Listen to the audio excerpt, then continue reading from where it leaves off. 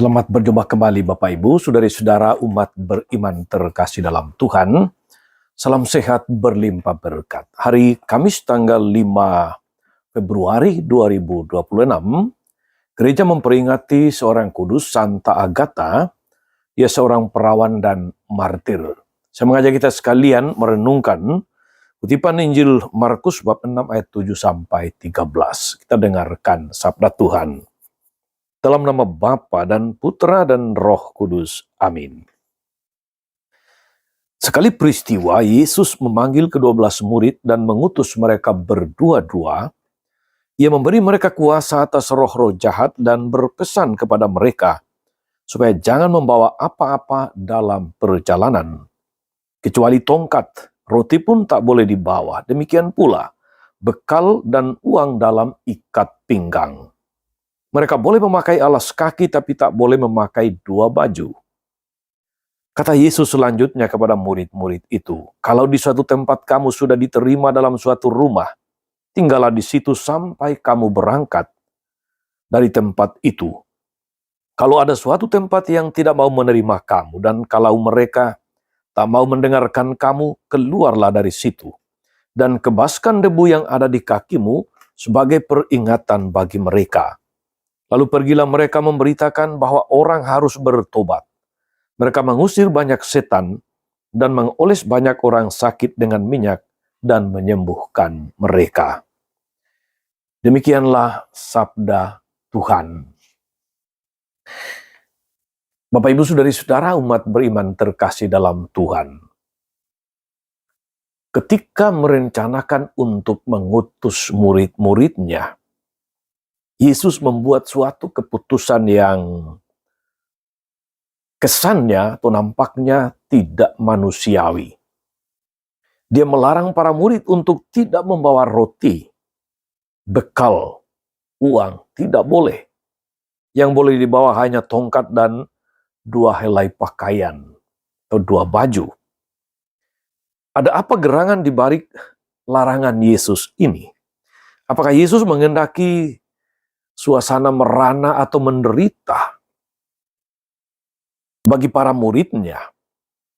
Kalau memang itu yang ia kehendaki, saya kira para murid pasti tidak akan peduli dengan larangan Yesus itu. Tapi herannya para murid tetap setia. Ini berarti bahwa ada daya pikat dari larangan Yesus ini. Sebenarnya saudara-saudari, Yesus ingin menyampaikan hal yang sederhana saja. Bahwa setiap orang yang bekerja atau melayani dengan sepenuh hati, ia justru akan dapat banyak berkat dari Tuhan melalui sesamanya. Yesus ingin agar para murid tidak sangsi akan hukum ini. Yesus mau menyadarkan para murid supaya percaya bahwa apa yang mereka kerjakan dalam perutusan ini sesungguhnya merupakan suatu bentuk mencari lebih dahulu kerajaan Allah dan segala kebenarannya, dan segala sesuatu akan ditambahkan kepada mereka. Saudari-saudara umat beriman yang terkasih dalam Tuhan, kita hidup dalam dunia yang sangat materialistis. Semua yang kita lakukan selalu ditakar secara nominal atau duit atau uang. Tanpa duit, orang tidak mau bekerja, orang tidak bisa melayani.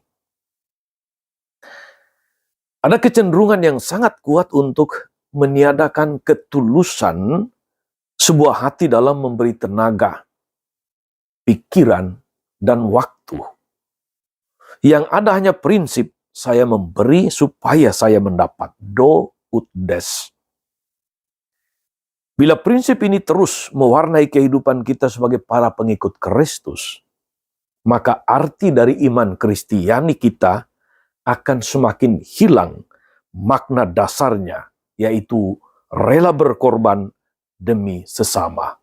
Semoga kita semakin memahami apa maksud Yesus di balik larangannya ini.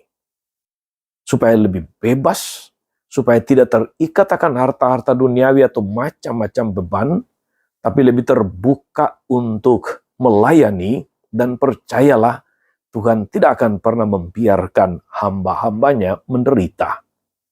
Yang mencari kerajaan Allah terlebih dahulu, segala sesuatu akan ditambahkan. Itu pesan di balik semuanya ini.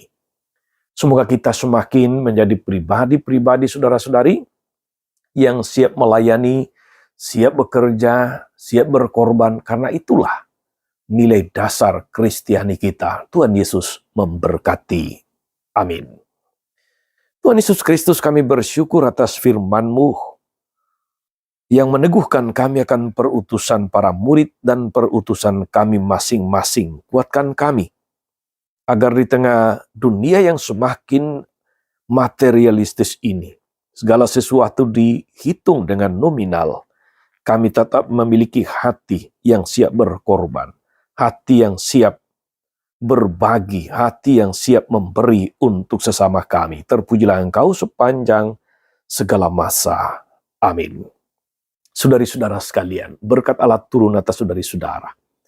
Atas mereka yang kita doakan atau kita janjikan doa, mereka yang sakit dan menderita, segala rencana, karya, dan pelayanan hari ini, Bapa dan Putra dan Roh Kudus.